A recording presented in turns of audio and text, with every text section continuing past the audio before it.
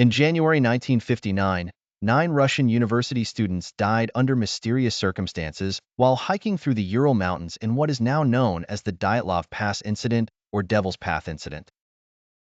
The story begins on January 31, 1959, when 23-year-old adventurer and skier Igor Alexeyevich Dyatlov and his team of 8 fellow professional skiers, all students at the Ural Polytechnical Institute, set out on an expedition to reach the summit of Otorten, part of the northern Ural mountain range. The area is covered in ice year-round, and the mountain rises to about 1,000 meters.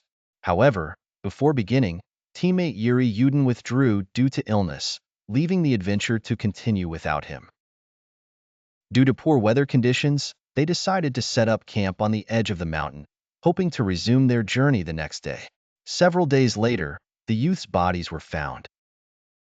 A collection of cameras and daily journals were discovered later, and group leader Igor had arranged with the climbing club to send a telegram upon arriving in Vizhay on February 12.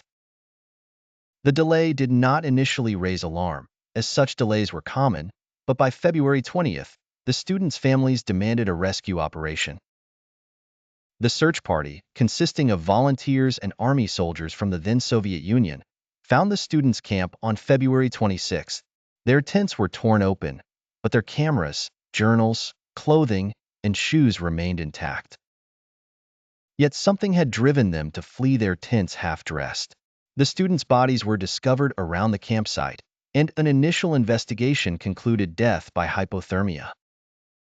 However, upon finding the remaining bodies, this theory was dismissed.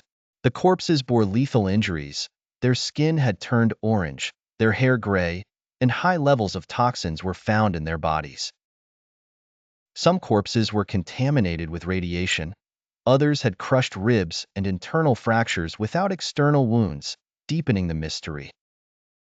One body was missing a heart, another had a chest incision, and one was lacking a tongue. Bizarrely, there were no footprints in the snow. The investigation concluded that the deaths were caused by an unknown force, and the case was quickly closed with the intervention of the Soviet government led by Stalin.